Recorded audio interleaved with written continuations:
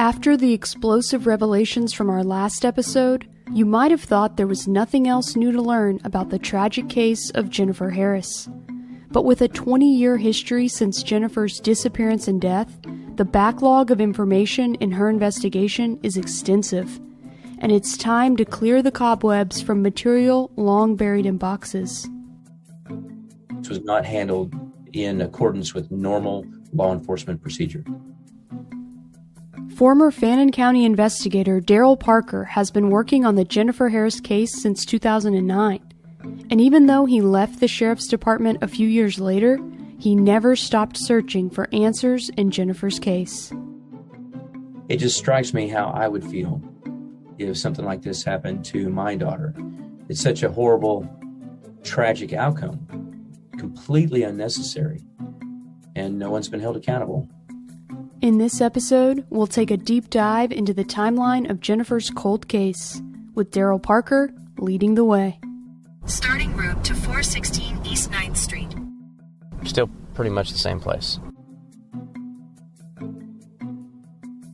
Can you believe that here we are 20 years after the fact, still wondering what happened to Jennifer Harris and who's responsible for her death? I know there are a lot of people that wonder what happened. From my perspective, I feel like I know exactly what happened to her.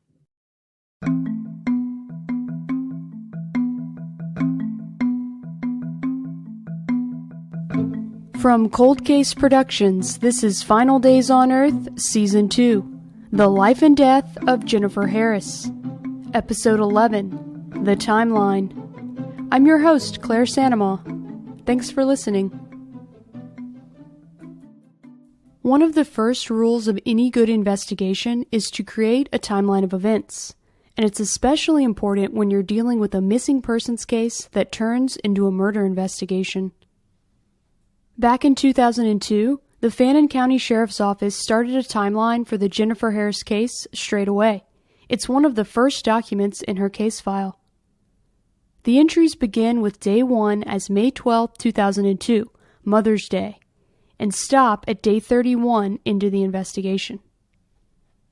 They cover the highlights in Jennifer's case, including her abrupt 8 p.m. departure on Sunday evening from Christy Farr's house, Grandma Mimi's missing persons report, the discovery of Jennifer's Jeep behind Lake Bonham 1 day later, and the subsequent interviews with her friends and family.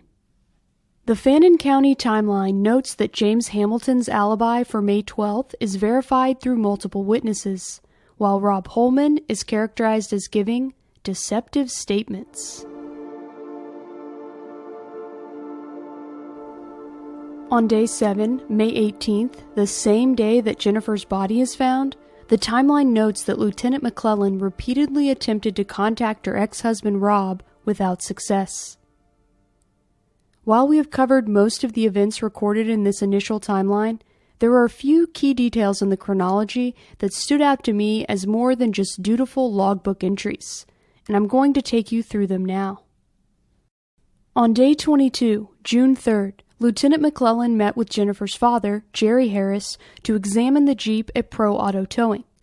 Since the keys were never located, Jerry had a spare made and they entered the vehicle. The driver's seat was in Jennifer's normal position and the Jeep had no mechanical issues. The report also notes that the gas tank was full. We'll put a pin in this and come back to it later. If you recall, in Episode 2, Missing, we covered the fact that 2 water bottles had been found inside Jennifer's Jeep and taken for processing. The timeline notes that Lieutenant McClellan received those results on Day 30 of the investigation, but they were inconclusive, with no identifiable prints or DNA at that time. On the last day of this timeline, June 11th, investigators reported that Jennifer's computer was transported to the Dallas FBI to be analyzed. We'll revisit this detail in a future episode, so keep it in mind. While the initial Fannin County timeline was helpful for understanding the broad strokes of the investigation, when Daryl Parker joined the sheriff's office in 2009, he took a different approach. There's a timeline that I put together. It's anchored in when the rain started here. Okay. Right? So it's one of those timelines where you almost have to start at the end. What time did it start raining? In June 2022, I drove out to Bonham with Daryl Parker. On the road again. I'm telling you, there's no substitute for going to the actual place. That's right. You can Google map it all you want, and it's just not the same. I wanted to go through Daryl's timeline in person and retrace the path he believes Jennifer and her killer took.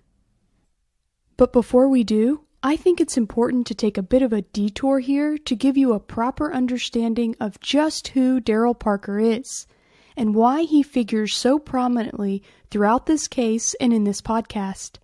After all, plenty of investigators have had access to this case file, and plenty of sheriffs have come and gone in Fannin County throughout the past 20 years. What makes Daryl the current expert on the case? For starters, the original lead investigators on Jennifer's case have both passed away. Detective Kelly Warren died in 2018, and Lieutenant Mike McClellan died in 2010. While Daryl Parker didn't get started on Jennifer's case until 2009, he brought with him a wealth of experience. A former Marine, today Daryl has over 25 years in military, law enforcement, and private investigations. He specializes in cold case investigations and wrongful convictions. In fact, most of his work these days is in criminal defense, as president and senior investigator for the Texas-based firm Blackfish Intelligence, one of the largest private investigation firms in the Lone Star State. I do criminal defense work all the time. I'm not advocating for prosecuting someone who is, actually innocent of a crime or anything like that. When Jennifer was killed back in 2002, Daryl was still on active duty in the Marines, where he was an investigator. Now, in the Marine Corps, I was a legal officer, so I did deal with investigations and criminal offenses at the unit level. After Daryl retired from the Marine Corps, he came to Texas with his family and began working at the Fannin County Sheriff's Office in 2009. One day, Mr. Harris, Jennifer's father, came to the sheriff's department to ask about progress in the case, if there had been anything done. And that was my first introduction. Daryl said he felt a kinship with Jennifer's father, Jerry, who was also a Marine. He was understandably upset because the sheriff's office didn't appear to be doing anything. It just strikes me how I would feel if something like this happened to my daughter. And so frustrating is one word. Angry that something like this could be done to another person, an innocent person who did not deserve anything like this to happen to them. And it's such a horrible, tragic outcome, completely unnecessary, and no one's been held accountable. So based on our conversation, I pulled all the documents out that I could find. Now, I say that at that time, the records keeping and the evidence keeping at the sheriff's office was it was just in really bad shape. Some of the evidence that was stored was not in the proper boxes. So that was part of my role there. I was trying to, modernize the sheriff's office. I was hired in 2009, and I met Mr. Harris in 2009. So I'd only been there for a very short period of time. But as I started looking through it, I felt that there were some things that the investigations from previous years had not touched on. So I started concentrating on those things. When all this was happening back in 2002 during the investigation, they never narrowed down the window of her disappearance. And this is really pretty critically important. So they knew that Rob Holman saw her at the last time just after 8 p.m. that night. And then her car was seen a little bit later. And then, the next morning it was called into Bonham PD. So they had like a 14-hour window. When did she disappear? Well, we've narrowed that down to minutes. As the saying goes, you can take the man out of the mission, but you can't take the mission out of the man. This is the case that has stayed with Daryl, and the one he's continued investigating long after leaving the sheriff's office in 2011.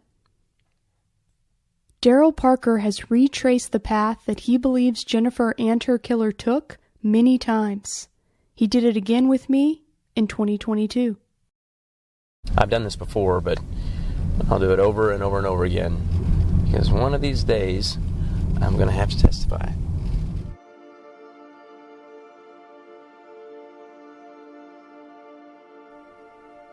We've mentioned before that the weather played an interesting role in Jennifer's case, and according to weather reports from May 12, 2002, the rain started falling in Fannin County at 8:24 p.m.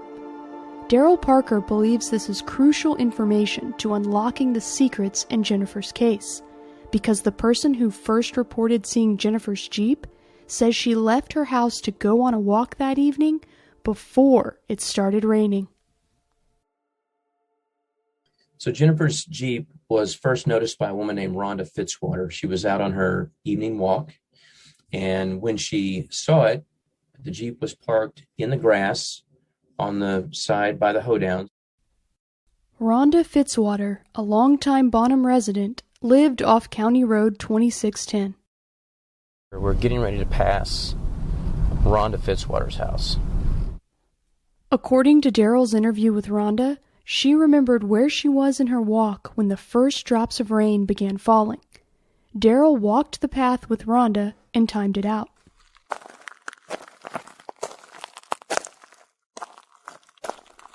Using weather reports, including Doppler radar video of the rain covering the area around County Road 2610, Daryl retraced Rhonda's steps, along with Jennifer's, to create a minute-by-minute timeline. How long did it take Rhonda Fitzwater to make her walk until she started getting rained on? 16 minutes and 40 seconds. That means that she left her house at 8:07 p.m. Rhonda said she went for a walk the evening of Sunday, May 12th, after having family over for Mother's Day. She left her house and headed in the direction of the hoedown, where she would unknowingly be on a very brief, parallel path with a still alive Jennifer.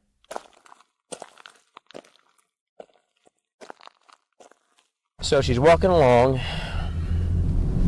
probably about here, she gets passed by Jennifer and whoever's following Jennifer. That red building is the hoedown. Okay. Jennifer, driving in her Jeep, would have arrived at the area by the hoedown before Rhonda. And Jennifer parks her Jeep right there in the grass. Okay.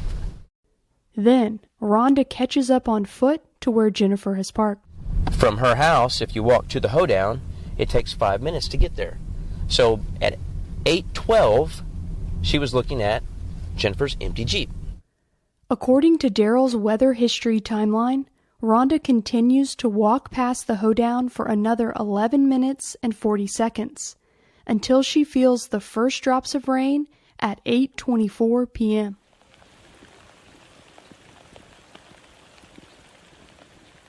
It was somewhere right there, right after this curve, that it started raining on her. She turns around, starts walking back. Rhonda would have passed Jennifer's Jeep again on the walk back, and she said it was still there the next morning. On all 3 occasions, the Jeep was empty. So whenever she was parked here, the way it was described in the offense report is that they thought that her car was something of a hazard. So it wasn't fully pulled in? Partially on the road. Okay. So she's here, and this is the last thing we know about Jennifer. That's it.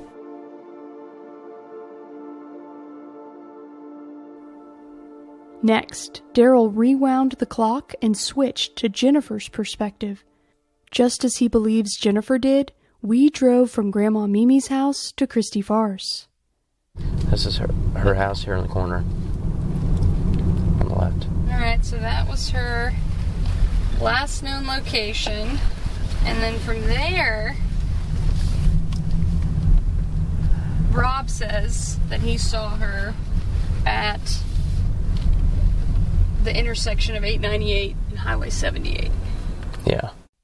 Assuming Jennifer left Christy's house right after she made the comment, "It's almost 8, I've got to go," and took a direct route to the hoedown where her Jeep was found, she would have hit the Highway 78 intersection and headed down County Road 2610. There is some wiggle room for a potential stop, depending on what time Jennifer actually left Christy's house, but Daryl has calculated his timeline based on an 8 p.m. departure. So driving from Christy Farr's house to the hoedown straight, Jennifer would have arrived there at 8:11 p.m. There's only 1 minute of time that could be unaccounted for. For Daryl, this narrow window of time leaves very little room for doubt as to what happened to Jennifer. The timeline gets her disappearance down to literally within 2 minutes. Rhonda Fitzwater passed her unoccupied Jeep at about 8:12, 8:13 p.m. So by 8:12, 8:13 p.m., she was already gone.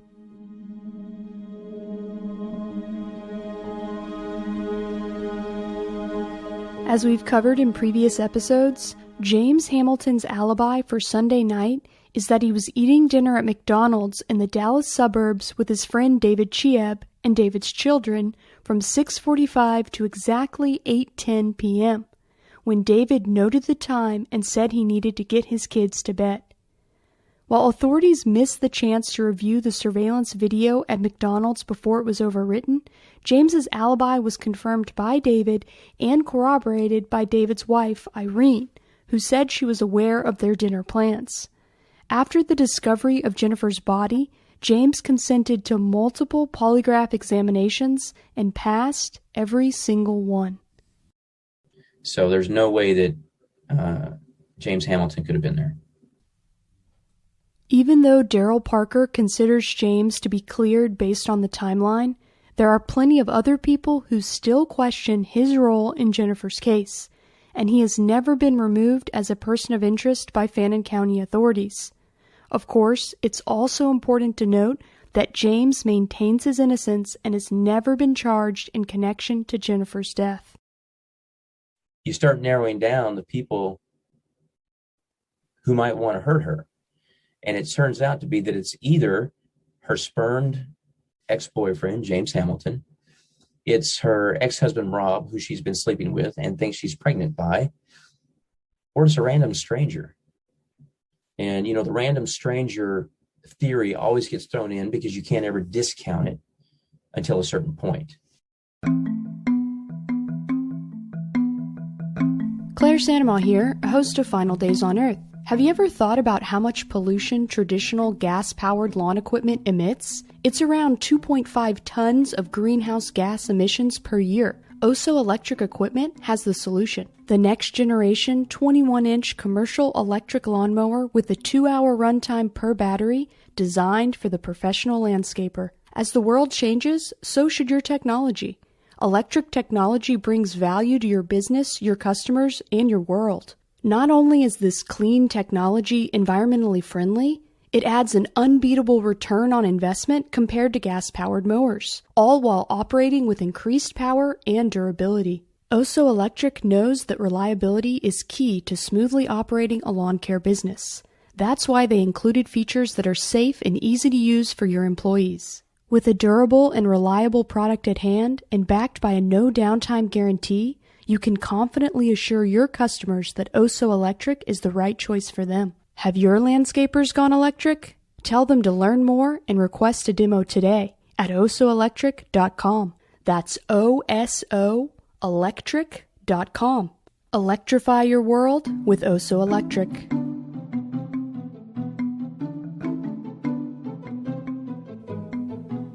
Criminologist Dr. Claire Ferguson agrees with Daryl Parker that the likelihood of a random stranger attacking Jennifer Harris under these circumstances is quite slim. I think in this case, especially considering just the amount of effort that's been gone to and the locations where things have happened, the chance of a stranger offender going to these lengths when there is zero reason to suggest that they would be linked to Jennifer in the first place makes that such a remote possibility that I mean, I think you could rule that off the table. You're not just going to stumble upon this place as a serial killer trucker type.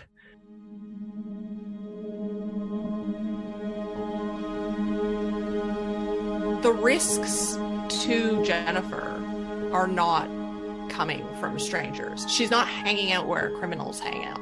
There's no evidence to suggest that she's going out to these remote locations by herself and being in a risky position. Like, she's going camping or something, that's one thing, but she's not driving around, getting out of the car in the middle of nowhere by herself. And if she does, she has her dog with her.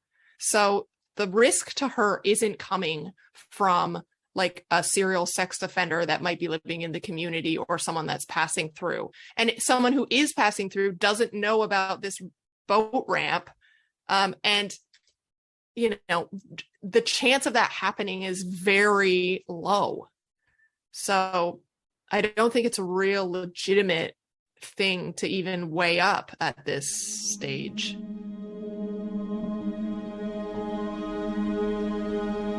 Despite the statistical improbability of a stranger murdering Jennifer Harris on the back roads of Bonham, Dr. Ferguson couldn't help herself going down the rabbit hole. She took the hypothetical leap that Jennifer willingly got into a stranger's car on County Road 2610 and ended up at the Whitlock property in a precarious situation. Because no matter who killed Jennifer, all signs point to her being murdered in proximity to the Red River, with public access to the shoreline. The boat ramp on the Whitlock property where the fire occurred on May 12th checks all the boxes. If it was a stranger who did happen to know about the boat ramp, then why would they bother with all this other subterfuge? It would be unnecessary for them, and they would be risking more by doing it than they would by just leaving the evidence there and assuming that it will never be tied to them. And like taking the effort to destroy this type of evidence takes time. And as a stranger offender, you're in the crime scene for additional time. The risk does not outweigh the reward for doing that if this evidence can't necessarily tie you to her anyway. So it would be strange. An offender would have to be very paranoid to want to hang around at a homicide scene or create another crime scene as an arson, rather than just take the stuff and go and put it in your garbage can and no one will ever find it there.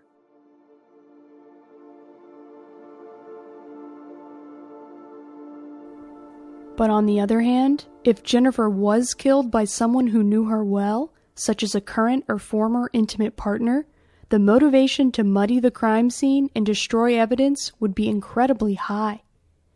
Here again is Daryl Parker. So there's the Red River, 78 Bridge. This is County Road 2000. And the Whitlock property. If you weren't from here, how would you ever find your way to here? Back in a day when GPS was not commonplace. Yeah, it's definitely out of the way. As soon as I think I might be able to cross a person of interest off the list, there's something that comes up and says, not so fast. There's been a lot of information about how Jennifer's ex-husband Rob Holman was familiar with backroads in Bonham, but it's worth noting that her ex-boyfriend, James Hamilton, also had some level of familiarity with the area. Remember, James told investigators that he liked to ride motorcycles on the back roads with Jennifer, and Alyssa talked about James being in attendance on at least one Harris family Jeep ride in the country during the holidays in Bonham. Nevertheless, there's only one person of interest in Jennifer's case whose actual alibi involves the very same back roads that Jennifer disappeared from.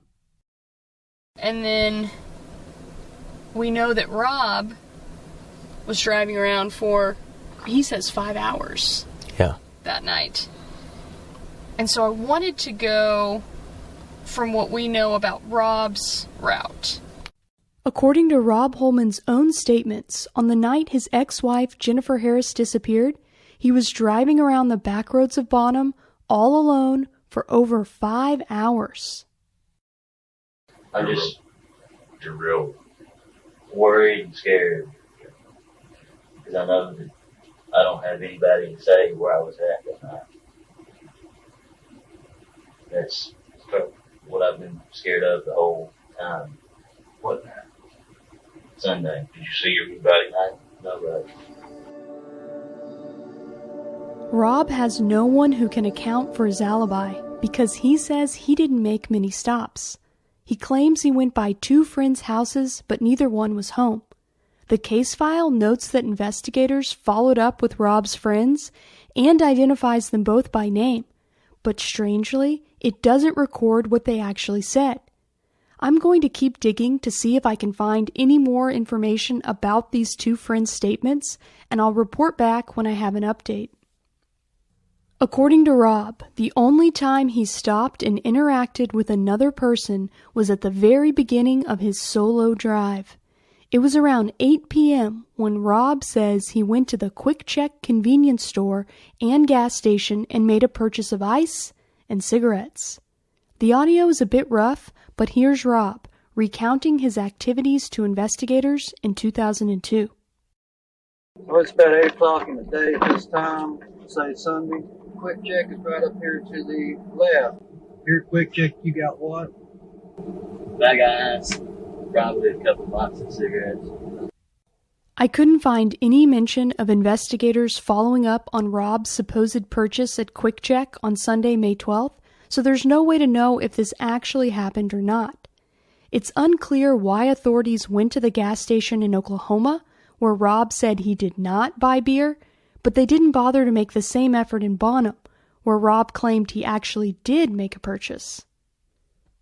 This very same Quick Check would have been in Jennifer's direct route from Christy Farr's house to the hoedown where her Jeep was found. As we covered in previous episodes, Jennifer's cousin Susan Bowen knew that Jennifer and Rob had used Quick Check as a rendezvous point for their backroad liaisons in the past. She did tell me that one night when she left her grandmother, and she said that she had to get gas and that she met him at Quick Check. And we also know from other interviews that Rob liked to keep an ice chest full of beer in the back of his truck while he drove around. Rob's self-reported cigarette purchase had initially seemed inconsequential to me, and perhaps it is. But what was it that Daryl Parker said about coincidences in criminal investigations? But in my line of work, there are no coincidences. There's still that mysterious fire at the Whitlock property. It was never determined how the fire started or who set it. Rob's alleged stop at the Quick Check gas station also coincided with an interesting fact on Jennifer's side of things. Remember what the Fannin County timeline said about Jennifer's gas tank? It was completely full when investigators got into her Jeep. This is noteworthy because Jennifer had just returned from a road trip to Austin, over 250 miles away from Bonham, on Saturday night. So when did she fill up with gas? And could she have been at the pump at Quick Check when Rob Holman says he went inside for cigarettes and ice? If Jennifer did buy gas, she must have used cash, because there were no credit or debit card purchases on her account Sunday. Using Rob's own statements about his travel on Sunday night, Daryl and I retraced Rob's route. We started at Sarah Beth's house, just down the road from where Jennifer was living at the time, at Grandma Mimi's house. They were just like 2 blocks away from each other. Yeah. That was something that Alyssa brought up. She said, you wouldn't need to go really anywhere to meet up. Yeah. But instead, they're going super far out of the way to meet up somewhere, you know. And why would that be? Yeah. That's because Rob did not want anyone to see him meeting with Jennifer. because he didn't want Sarah Beth to find out. After leaving Sarah Beth's house around 8 p.m. when The Sopranos ended, Rob says he went to Quick Check to grab ice and cigarettes. The route would have taken him less than 5 minutes. After that, Rob told authorities he saw Jennifer's Jeep at the Highway 78 intersection in Bonham, not far from County Road 2610 and the Lake Bonham hoedown. I was on the 898, the 78 intersection. Four-way stop. Right, the four-way stop right there. You were stopped there. I was coming up to it, and I saw her Jeep turn. And based on the timing of the rain and Rhonda Fitzwater's statement, we know that Jennifer went directly from the Highway 78 intersection to the hoedown on County Road 2610 and parked her Jeep. Just a moment later, someone a neighbor described as a chubby white male met Jennifer on the side of the road. She was never seen alive again. Back in 2002, when investigators took Rob on their ride-along interview, Lieutenant Mike McClellan asked Rob about the typical timing of his meetups with Jennifer on back roads.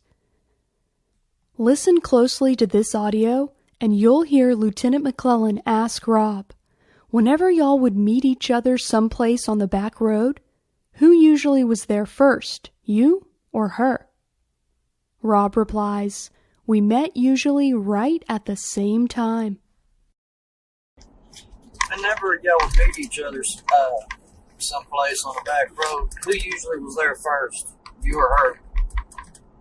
Usually right at the same time. I mean, just kind of, if she wasn't there, I wouldn't just sit there. I'd go up the road a little ways. But on the evening of May 12th, Rob says he did not meet Jennifer out on the back roads at all. Instead, Rob says after seeing Jennifer's Jeep make a right turn at the Highway 78 intersection toward County Road 2610, he went in the opposite direction. Rob says he turned left while Jennifer turned right, and then he drove around for hours, mostly aimlessly, well into the dark, rainy night. His story just does not make sense. And so he drives around for 5 hours. And I don't know if you watched all the video of him driving around with the officers and the investigators, right? They're just sort of meandering around. It's a long time to be on the road. Yeah. With no agenda. Didn't stop for gas. Didn't see anyone. It's hard to explain. It's hard to explain. Plus, he's supposed to work the next morning. Early. Remember, Rob was working in landscaping and construction at the time of Jennifer's disappearance. They don't get started at, 10 o'clock in the morning. They get started early. Yeah, you think about a Sunday drive, and you think, oh, yeah, a nice Sunday drive, go out in the country, it's very picturesque. But that's really not what the circumstances bear out in this case, because it was 8 o'clock, 8 Right. p.m. by the time he leaves the house. If you're going for a sunset drive, you're back home by 8:45. You're 9 o'clock pushing it, right? Yeah. What are you going to see at night after the sun goes down? Especially out in these rural areas where there's no street lights, there's no lighting. It's just dark. All you can see is the stars. Besides buying cigarettes at Quick Check and cruising through some rural neighborhoods, Rob says he stopped in his truck to watch the lightning from the storm south of town. This is Rob in his own words. Well, I don't know what time the storm blew in. Sat there south of town just watching the lightning.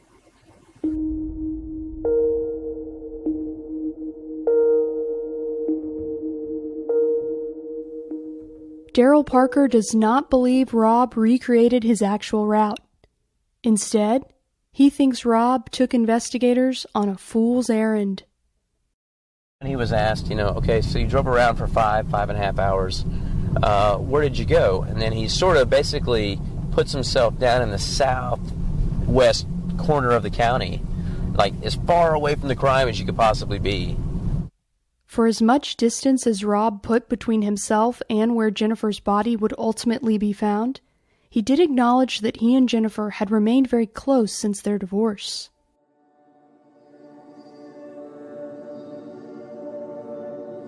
I think the biggest connection is that he acknowledged that he and Jennifer would meet to still have sex. Sarah Beth was saying that, yeah, once or twice a week he'd go out and he'd drive for 4 or 5 hours. Right. She's so gullible and trusting. Oh, that's just what he likes to do. And he's actually meeting with Jennifer during those times. It did seem like his frequent drives and his frequent liaisons with Jennifer were one and the same. Yes. And he had created this pattern with his girlfriend where he disappeared for several hours at a time and had established that as a regular pattern so that it was not going to arouse suspicion. Mm-hmm. And so she said, yeah, that's something he did for as long as I'd known him, as long as we'd been together. Well, what we know is that he had never stopped seeing Jennifer. That's right. His admission, her statements to friends. So it makes sense that he would have these absences weekly, bi-weekly, that Sarah Beth thought were just long drives in the country all alone. Yeah. And it doesn't make sense. You know, it's Mother's Day, it's a Sunday, you got to work early the next morning. I'm going to go out for a 5.5 hour drive by myself. And just for no reason. You know, a lot of times the simplest answer is usually the right answer. You know, it's usually not some great criminal mastermind. It's usually what you think happened is what happened. Her meeting a stranger doesn't match the evidence. No evidence of another lover, anyone that have a motive to kill her. There's James Hamilton. He's got an alibi supported by 2 different people. Cooperated with law enforcement, passed the polygraph, and Rob's statements, they're not credible. Rob Holman has declined my request to be interviewed for this podcast. In his interviews with investigators, Rob has always maintained his innocence and denied meeting up with Jennifer in person on May 12th or having anything to do with her death. Rob has never been charged in connection with Jennifer's case. As far as other witnesses go, Daryl Parker has a hard time categorizing the eyewitness account of Deborah Lambert as credible as well. As we covered in episode 9, Deborah is an Oklahoma resident who claims she saw Jennifer Harris being accosted by multiple men on the Red River Bridge on Mother's Day 2002. 2 guys had the girl by her elbows, and it was like she was trying to get away from them and they were restraining her. Deborah came forward around the 1-year anniversary of Jennifer's death and gave statements to several agencies, including the Texas Rangers, about what she saw. She looked up and I made eye contact with her.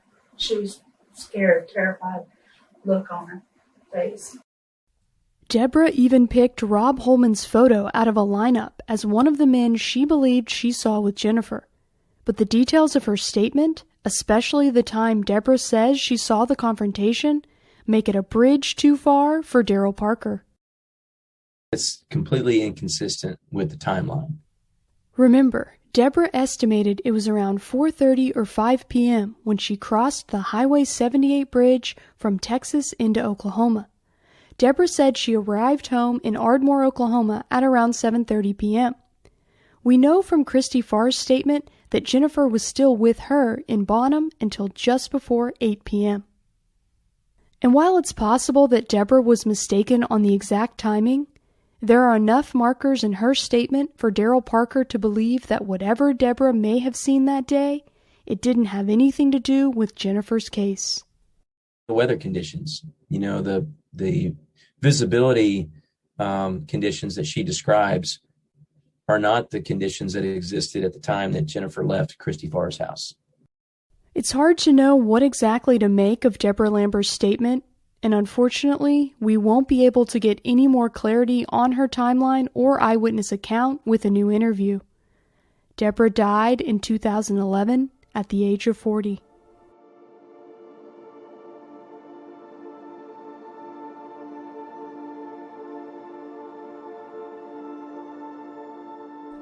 As I went through the major events, witness statements, and developments in Jennifer's case file, I was drawn to an entry on page 22 of the Texas Rangers report.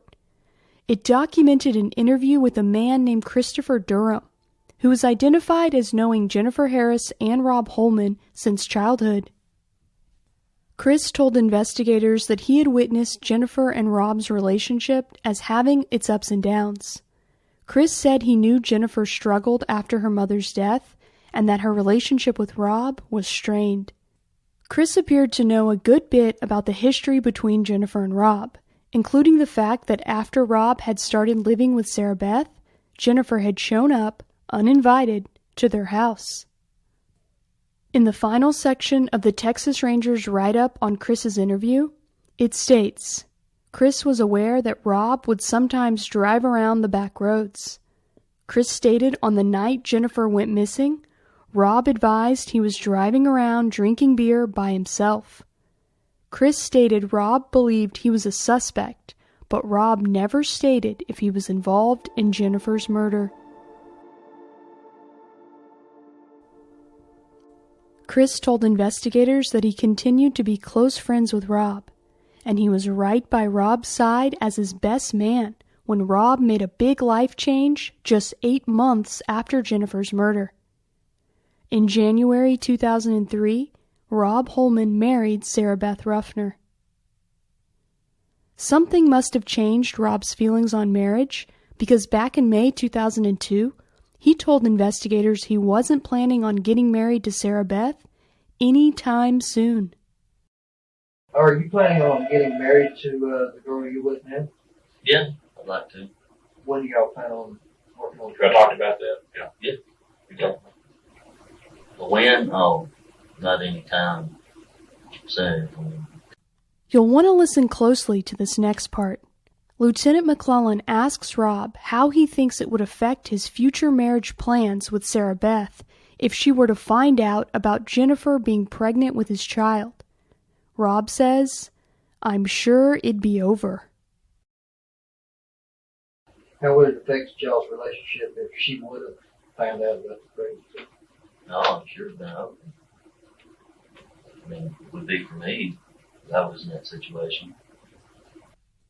But as fate would have it, Rob no longer had to worry about his ex-wife telling his girlfriend anything. Because on Mother's Day 2002, his biggest problem just disappeared.